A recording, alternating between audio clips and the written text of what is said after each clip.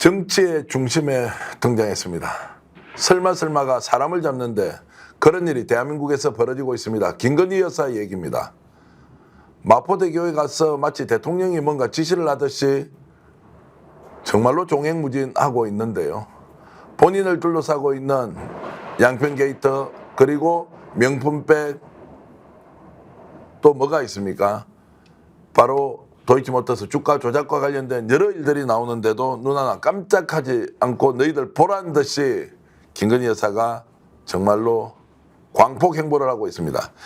이런 현상 어떻게 봐야 할지 정말로 무서워서 아예 드러내놓고 자기 과시를 하는 것인지 아니면 지금까지 거론됐던 모든 문제는 전혀 사실무근이기 때문에 당당하게 나는 나설 수 있다는 확신을 갖고 있는지 박진영 교수와 함께 얘기 나눠보겠습니다. 어서 오십시오. 네, 안녕하세요. 총선 개입 의혹부터 바로 들어가 보겠습니다. 네. 드디어 터졌습니다. 네. 자, 대통령 당선 직후에 창원의창의 보궐선거에서 개입을 했다. 네. 김영선 전 의원을 전략공천으로 꼽았다. 네. 자, 여기에 의혹이 있습니다. 두 번째, 지난 4월 총선에서도 김해갑으로 옮겨줄게 지역 맞춤형 공약 내겠다. 이것도 이제 터졌습니다. 의혹 수준이고 증거가 없긴 하지만 정치권에서는 기정사실로 받아들이는 분위기입니다. 자, 이러면 지난 총선 대선 직후의 보궐선거에 개입했다 라고 보면 됩니까? 개입했다라고 봐야 안 되겠습니까? 네. 개연성이라고 이야기하잖아요. 그러고도 남을 사람이라고 전 국민이 생각하는 거고요. 그 첫 번째 출발은 대선 전에 서울의 소리 이명수 기자와의 녹취록입니다. 그때 보면 수많은 이야기들을 하잖아요. 본인이 판을 다 짜고 윤석열 대통령은 거기에 의해서 움직여주는 장기판의 말 같은 역할 이런 식으로 본인이 이야기를 합니다. 그게 현실화되었다라고 저희들은 이번에 보고 있는 거고요. 특히 2022년 있었던 보궐선거 그 당시에 생각해 보면은 김영선 의원이 언제적 김영선입니까? 다 잊어버렸잖아요. 고향에서 국회의원하고 제가 알기로 한 2번 정도 쉬었습니다. 그러니까 이미 대중들로부터 잊혀진 사람이에요.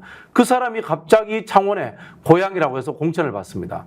그 과정에서 물론 이준석 대표와도 연관성이 있습니다. 과거에 친박을 같이 했다는 연관성은 있습니다만은 결국 무슨 이야기가 나오냐면 김건희 여사와 동성동번이다.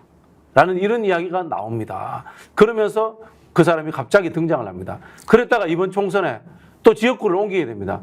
근데요, 여기에서 꼭 지켜봐야 될 것은 김영선 의원뿐만이 아니라는 겁니다. 조혜진 의원이 밀양에서 김해로 갑니다. 그 다음에 김태호 의원이 거창에서 양산으로 갑니다. 우리 경남 지리 좀 알잖아요. 네. 정말 생활권 문제라든가 전혀 근접성이 존재하지 않고 연관성이 떨어지는 곳으로 막 보내버립니다.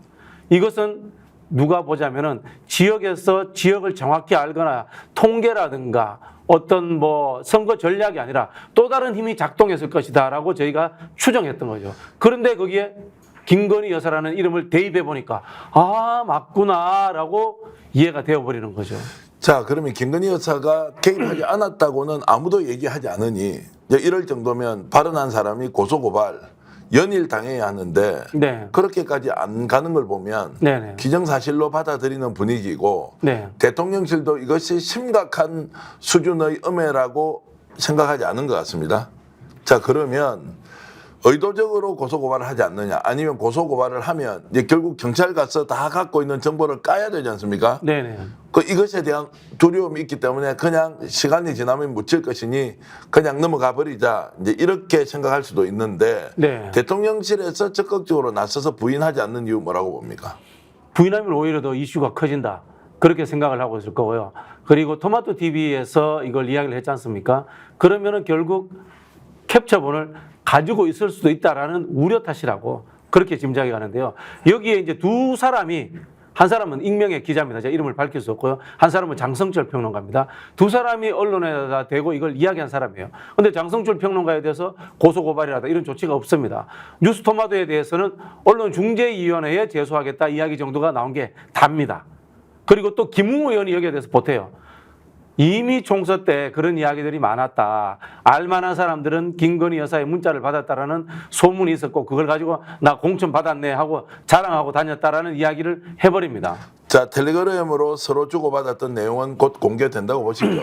아, 당연하죠. 네. 예, 저는 제가 점을 치면 이제 명절을 앞두고 명절 때 공개가 되든 명절 직후에 공개가 되든 텔레그램은 나올 수밖에 없는 상황이다. 그 대화 내용을 보면 김영선 그리고 김건희 여사가 어떤 말을 주고받았는지 보면 총선 개입했다 안 했다 이제 이런 것이 명확해질 것 같습니다. 자, 이것은 지난 점은 치지 마세요. 아니 점은 아니고 점 치면 요새 힘들어져. 네.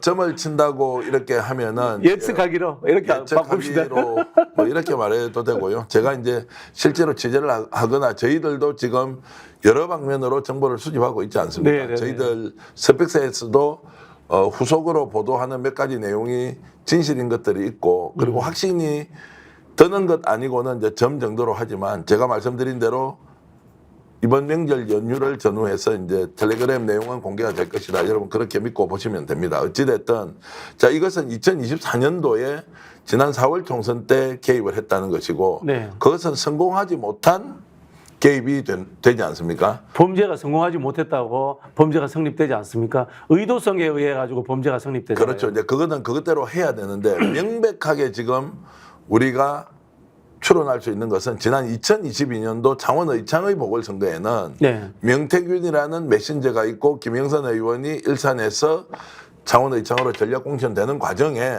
누가 개입을 했을 것이냐라는 부분은 다 김건희 여사가 개입을 했다 또는 했을 것이다. 라는 추론을 하고 있습니다. 이 부분은 이제 명백하게 공천된 사실이 있기 때문에 이것이야말로 완벽하게 또는 강하게 용산에서 부인을 하고 들어와야 되는데 그것도 지금 의혹 제기 수준이지만 자 여기에 대한 부인이 적극적으로 이루어지지 않고 있어요. 대통령실이나 뭐 장해찬 평론가 같은 사람이 그렇다면 나는 왜 공천을 못 받았어? 실제로 공천 받지 못했기 때문에 실패했다. 이렇게 이야기를 하잖아요. 그런데 말씀하신 것처럼 그것이 사실이라면 김영선 의원은 2022년 4월 달에 공천을 받았기 때문에 그게 성공한 게 됩니다. 2022년 6월 달 보궐선거 과정에서. 네네. 그렇다면은 그게 이제 하나의 사례가 되겠죠. 그리고 이 중간에 메신저 역할을 했던 명태균이라는 이제 지역 사업가 또는 여론조사 회사의 대표가 뭐 본인이 충분히 힘을 써서 갔다고 여러 사람한테 이야기한 바가 있으니 그러면 그 사람을 상대로 김건희 여사가 뭔가 조치를 취할 필요가 있고 또 이건 그렇게 어렵지도 않습니다. 여의도에 가서 국민의힘 국회의원들한테 물어보지 않습니까? 사적으로 이렇게 친분만 좀 있으면 그 사람과 관련된 여러 이야기를 들을 수 있어요. 한 사람만 하는 이야기가 아니에요. 여러 사람이 할 수 있는데 다만 이것을 언론에다가 또는 대외적으로 공표를 할 수 있는 수준이 아니고 또 그것이 가져오는 후폭풍이 워낙 크기 때문에 조심조심 하는 것이지 없는 사실을 누가 소설을 써서 만들어내는 것은 아니라는 것은 국민의힘 국회의원 한 명만 만나보더라도 충분히 알 수 있는 내용이다. 김웅 의원이 그 이야기 하잖아요. 뭐 광범위하게 퍼져 있는 이야기다. 다만 이제 윤석열 대통령이 권력을 가지고 있고 특히 이제 사정권을 잘 활용하니까 의원들이 거기에 대해서 함부로 이야기하고 특히 김영선 의원 같은 경우도 이 이야기가 터져나오자마자 부인하잖아요. 근데 제가 들은 이야기로는 김영선 의원과 거기에 근무했던 사람들, 그 사람들은 전반적으로 다 이 상황을 알고 있지 않았나 이렇게 다 의심을 알고 하더라고요. 있지 않았냐가 아니고 그 사람들은 다 알고 있는 걸로 이미 이야기를 했는데 그 네. 이야기를 한 증거가 있느냐 없느냐 그게 그렇죠, 녹취가 그렇죠. 있느냐 없느냐는 그렇죠. 건데 한두 명도 아니고 여러 사람한테 이 이야기를 다 해놓고는 지금은 그런 사실이 없다? 그러면 이 이야기를 제일 먼저 한 사람이 누구예요? 김영선 의원이 이야기했으니까 밖으로 나왔을 거 아니에요? 결국은 출처는 김영선 의원의 핸드폰이잖아요. 이게 만약에 사실이라면. 그렇죠. 네. 아니 그것을 이제 캡처해가지고 사진으로 가지고 있는 사람도 제가 아는 언론사도 한 세 군데는 된다. 네네네. 그리고 개혁신당이 이 내용은 다 알고 있지 않습니까? 그 당시 이제 김영선 의원이 공천 못 받았다고 해서 개혁신당으로 오려고 하는 의도가 있었기 때문에 그런 정보들 나는 이러이러하기 때문에 그쪽으로 갈래.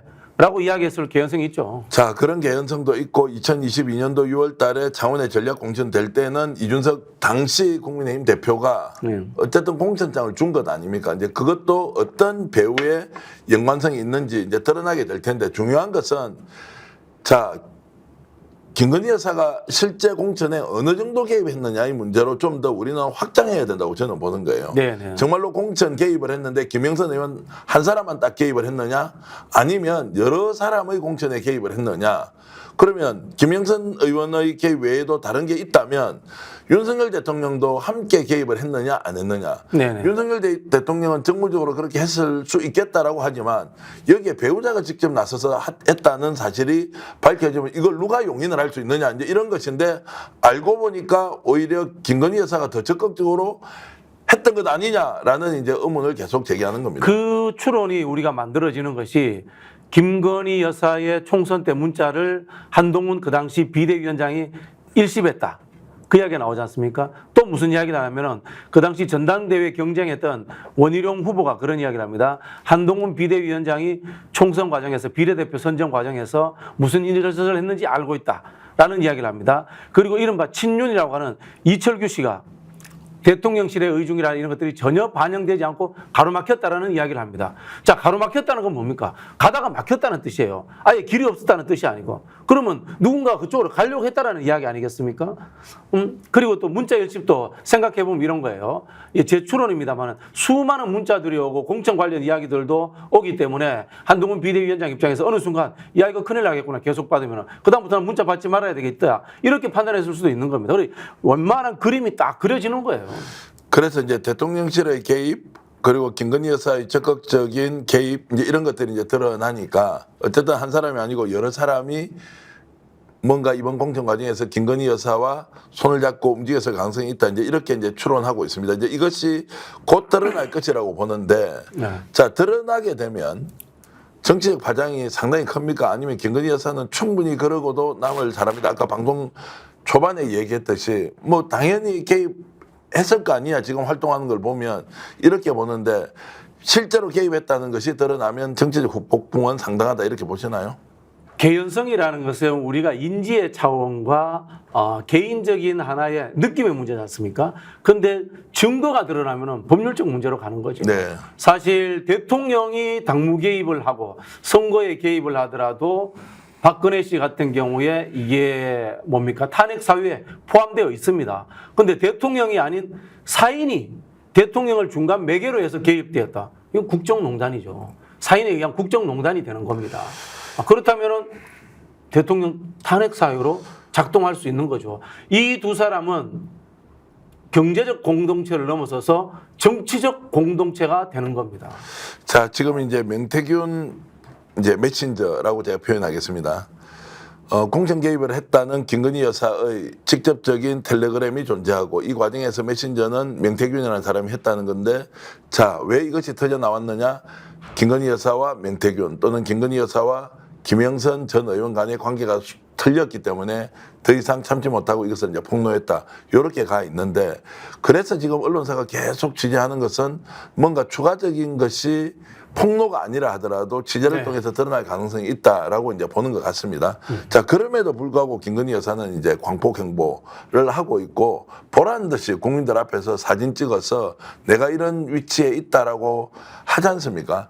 자, 이런 부분 이번에 마포대교 옆에 있는 용강지구대를 방문해서 자살 예방의 날 행사를 정말로 본인 주도로 사진을 찍어서 언론에 공표했던 이 김건희 여사의 적극성에 대해서는 어떻게 생각하십니까?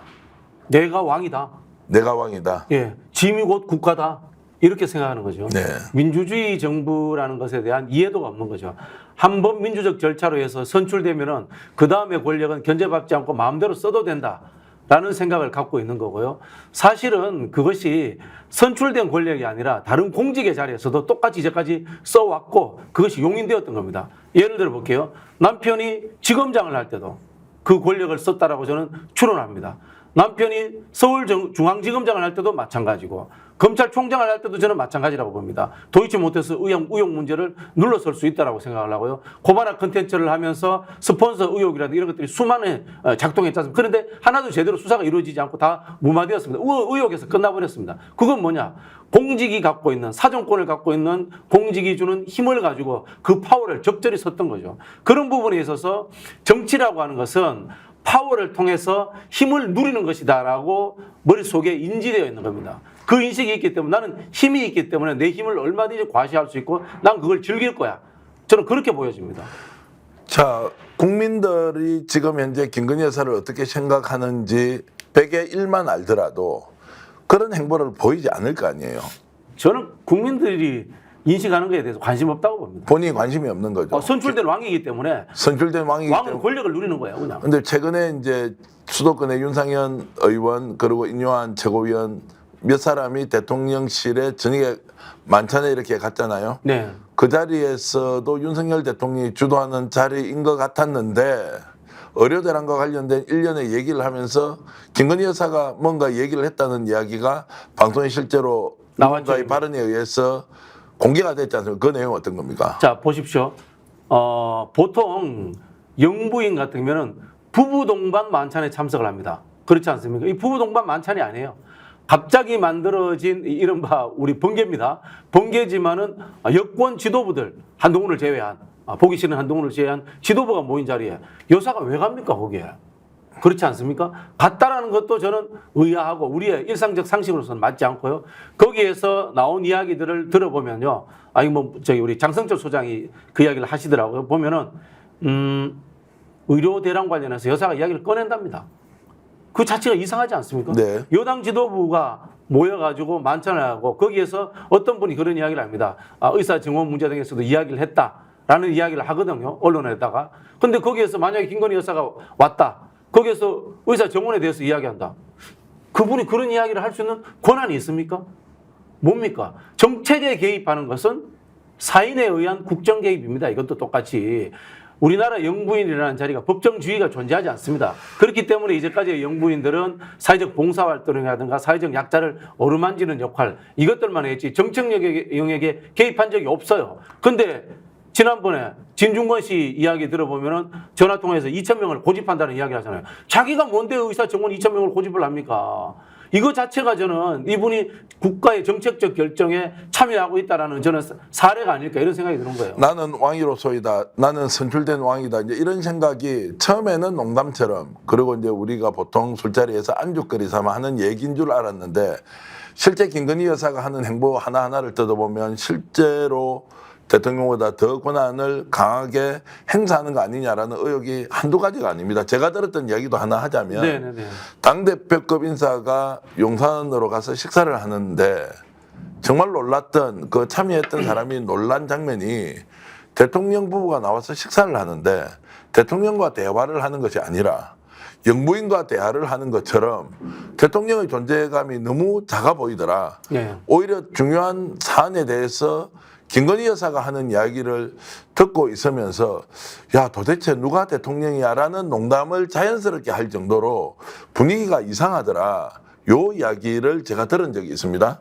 오래되지 않은 이야기예요. 더 옛날 이야기 해드릴까요?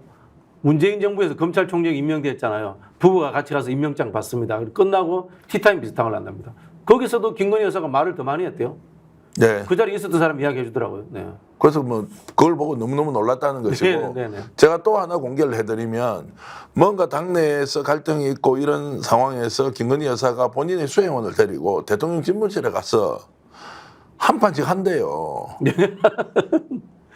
대통령 집무실에서요. 네. 그럼 대통령 집무실은 윤석열 대통령이 공적 업무를 보는 공간이잖아요. 네네. 거기에서 나오는 소리가 바깥으로 다 들려 나올 정도로 특정한 사안에서는 민감하게 개입을 하고 있다. 이것이 실제로 대통령이 누구냐라는 참 어리석은 질문을 할 수밖에 없는 그 현실의 반영이고 하나의 증거 자료가 된다. 이게 이제 대통령실에서 흘러나오는 이야기로 보면 자, 지금까지는 대통령실에서 숨어서 자, 실체로서 역할을 했다고 했는데 이제 이번에 바깥에 나와서 하는 활동을 보니까 아니다. 이게 아예 공개적으로 내가 대통령이다 또는 내가 대통령이다라는 걸로 의심할 정도로 의식하지 않고 행동을 해버렸습니다.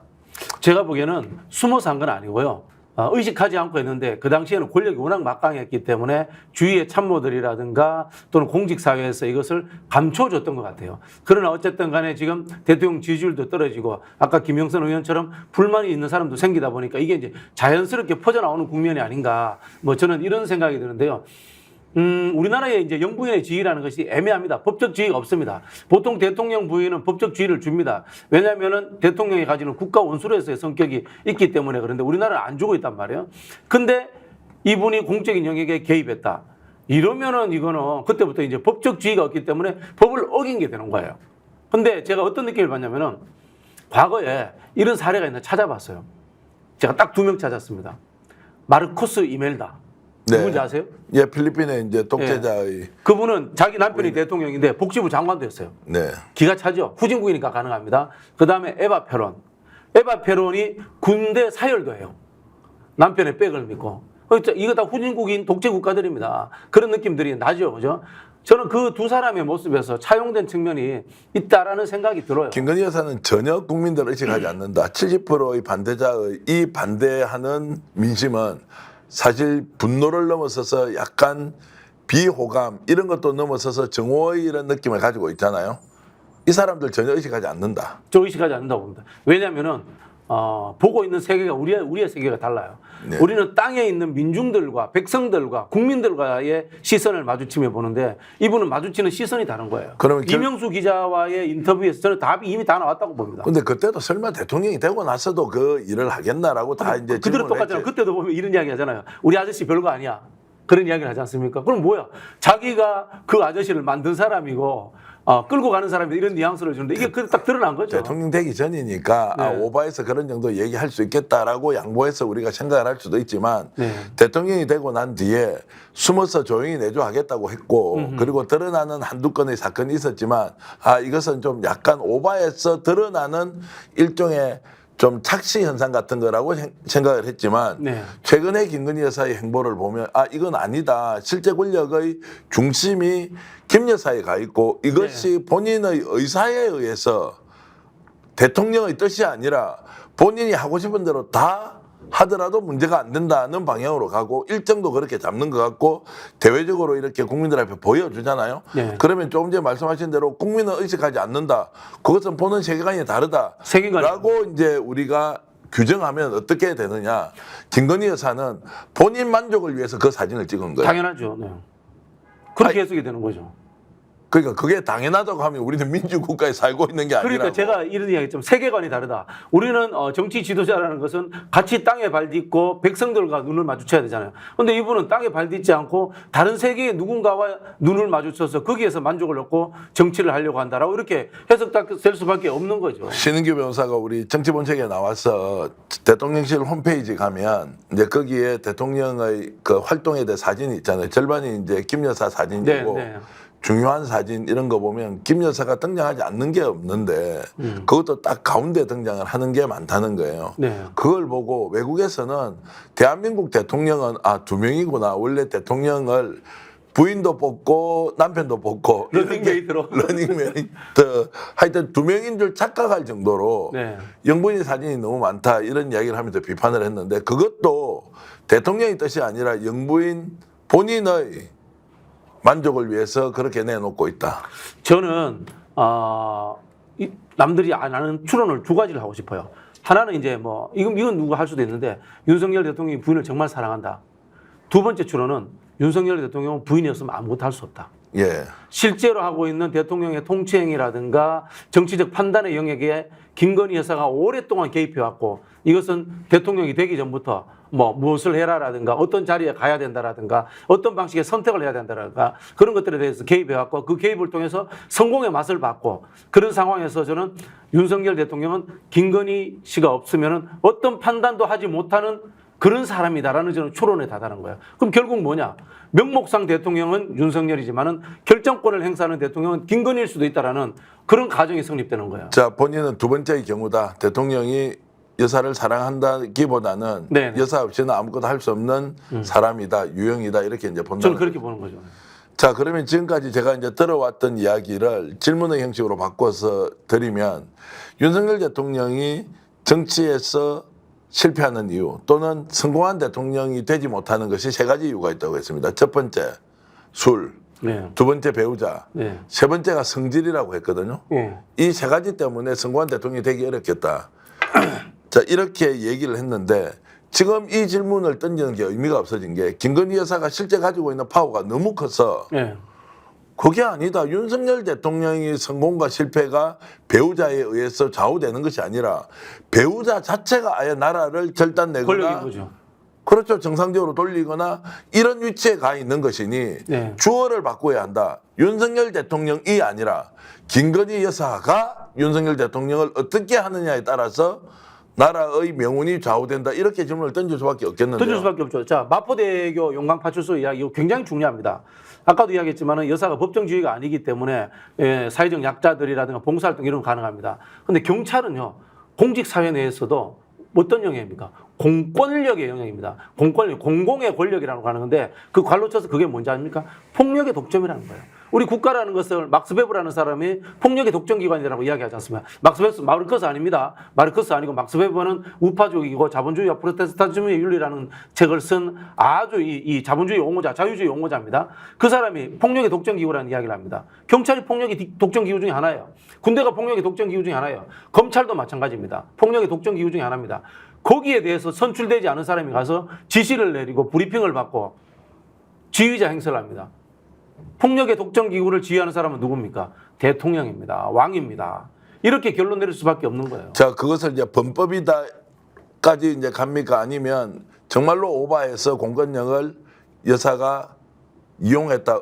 어느 쪽으로 보십니까? 아직 뭐 범법이라고 보기는 어렵고요. 예. 인식의 문제, 습성의 문제라고 받아들일 수 예. 있는 거죠. 인식의 문제에서 나는 남편과 동등하고 공동정권이기 때문에 나와 우리가 지배한다, 집권한다고 이야기했잖아요. 우리라는 표현을 써요. 우리가 대통령이 되면라는 표현을 쓰거든요. 그렇기 때문에 인식의 문제로서 나는 윤석열 대통령과 한 몸이기 때문에 권력도 공유될 수 있고, 그러나 윤석열 대통령이 권력을 잘 쓸 줄 모르니까 내가 더 많이 쓸 수도 있어. 이렇게 생각해서 저는 공권력을 가지고 있는 국가기관에 가서 그런 행위를 할 수 있었다고 보는 거예요. 자, 정치 고단수라고 하는 대통령실의 정진석 비서실장 그리고 홍철호 정무수석 아유, 고단수 안 해요. 아니 이런 분들은 뭐 해요 그러면은?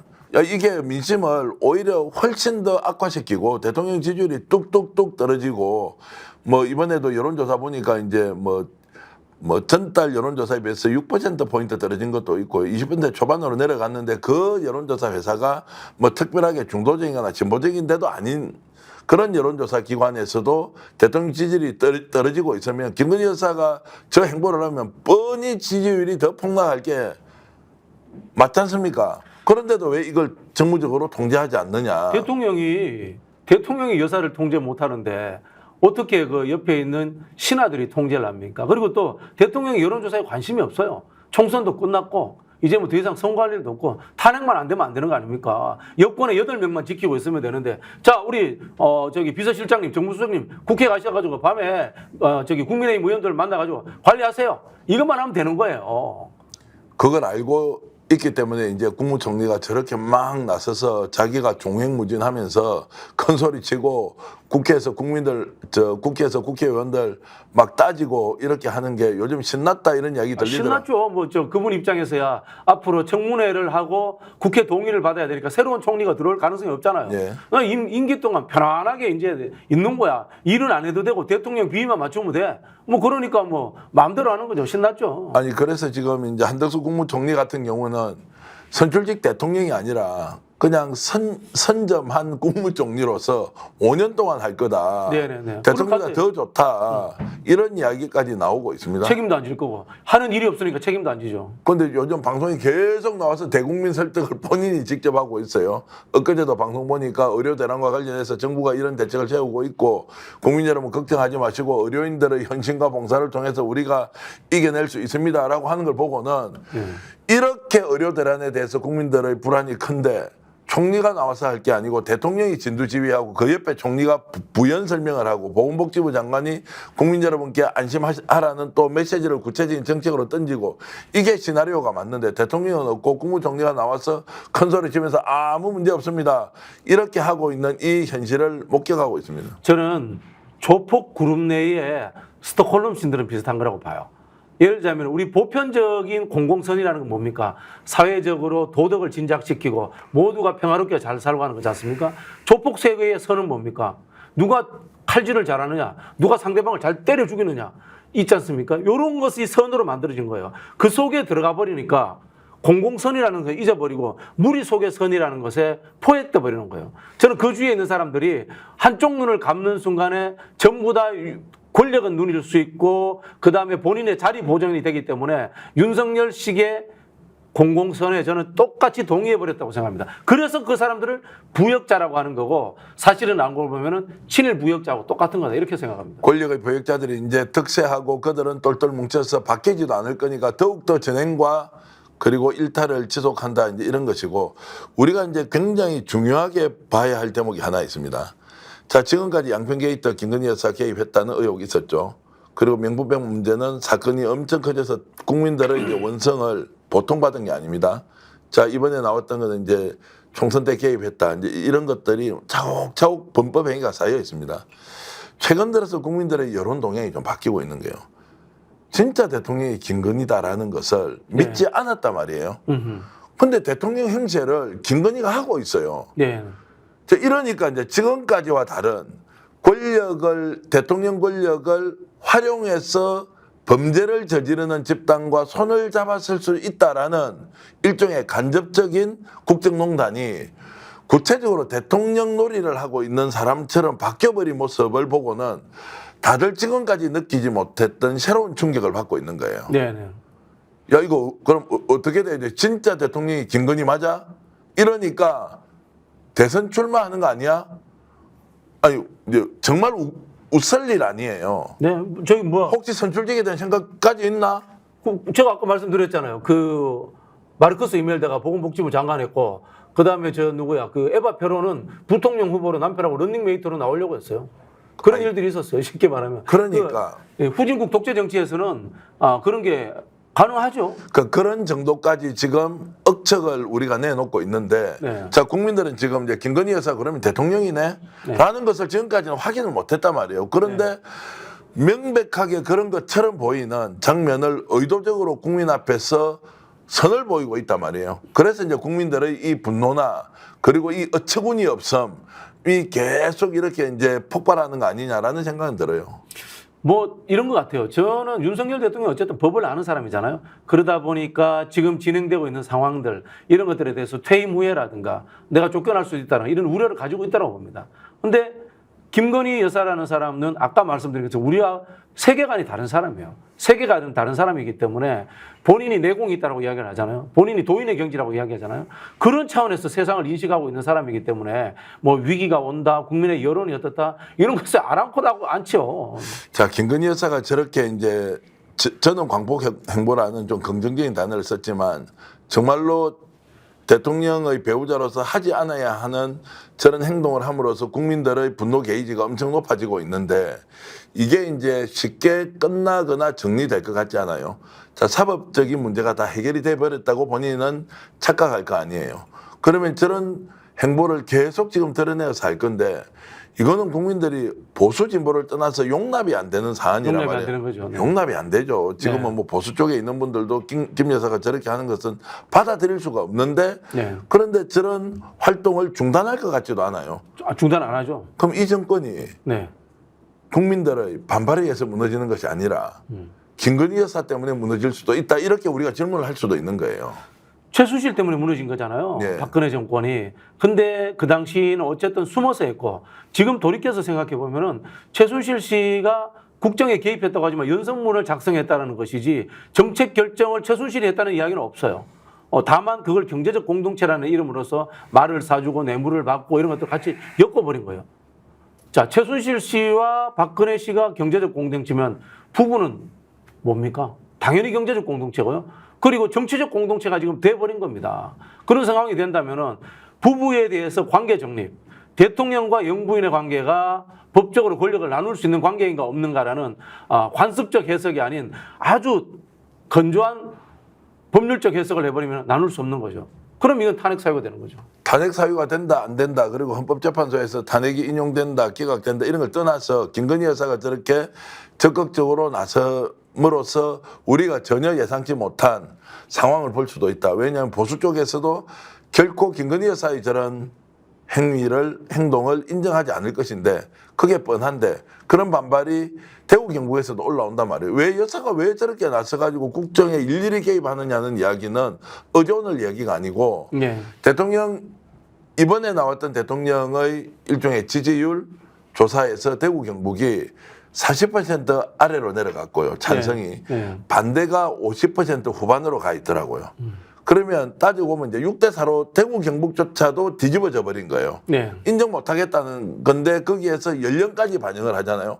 그러면 대구 경북에는 50대 이하 청장년층에서는 아예 30% 이하로 떨어졌다고 우리가 추론할 수 있겠더라고요. 이제 그 정도로 안 좋은데도 김건희 여사는 계속 저런 방식으로 활동을 한다. 김건희 여사는 뭐 변하지 않는 사람입니다. 다만 여론조사에 대해서 제가 좀 다르게 조금 해석을 해드리자면요. 실제로 이제 윤석열 대통령 지지율 23% 나오잖아요. 근데 우리나라에서 30%는 정치에 관심이 없어서 여론조사 응답 안 합니다.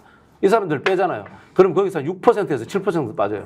실제로 윤석열 정부의 지지율은 한 16%, 15에서 16% 정도 된다. 이렇게 이제 추론을 하시면 되고요. 그러면 그 정도도 왜 나오느냐? 그 정도 나오는 이유는 민주당 싫었습니다. 민주당이 싫었어. 왜냐하면 윤석열을 좋아하지 않아요. 근데 윤석열을 내가 좋아하지 않는다고 해서 여론이 푹 빠져버리고 무너지면은 민주당으로 정권이 갈 것 같으니까 윤석열을 지지한다라고 이야기하는 사람들이 상당히 아직도 남아있는. 저는 그게 한 15%에서 한 20% 정도 된다고 보거든요. 그래서 제가 다른 평론가들하고 다르게 이야기하는 이야기 중에 하나가 박근혜 탄핵의 결정적 공신 중에 한 사람이 반기문이다. 네. 라는 이야기를 하거든요. 박근혜의 지지율이 빠져서 반기문 쪽으로 가면서 그 당시에 야권의 지지율 1위인 문재인으로 정권이 교체 안 될 수도 있다라는 하나의 가능성들을 보여줘야지만이 보수 유권자들이 빠져나옵니다. 이 이야기는 뭐냐면요. 결국은 보수 정권을 무너뜨리는 것은 보수 내부에 있다라는 이야기를 드리는 겁니다. 자, 그렇게 이제 해석을 하시고요. 또 오늘 이 말씀을 들으면서 시청자 여러분 같이 한번 생각해 보시죠. 김건희 여사의 행보가 심상치 않습니다. 중단할 것 같지도 않고요. 더 강해질 것 같은데 그때 여론의 흐름이 어떻게 가겠느냐. 지금 김건희 이슈에 대해서 국민들이 본능적으로 굉장히 관심을 많이 가지고 보는 이유는 지금까지 봐왔던 김건희의 모습, 지금 오늘 우리가 확인했던 김건희 여사의 면면들이 다르다는 거예요. 그래서 이것이 정치적으로 가져올 후폭풍이 상당히 클 것인데 지금은 조심스럽게 얘기하지만 큰 사건으로 변질 수도 있다. 큰 사건이 되어서 아마 우리 국민 앞에서 지금까지 보지 못했던 장면이 연출될 수도 있다라는 생각을 하면서 김건희 여사 움직임 하나하나를 좀 더 깊게 들여다봐야 한다. 이런 말씀을 좀 드리겠습니다. 자, 오늘 마키아벨리 여러분 재밌었습니까? 지난 한 주 너무 성원을 많이 해주셔서 저희들 큰 힘이 되었습니다.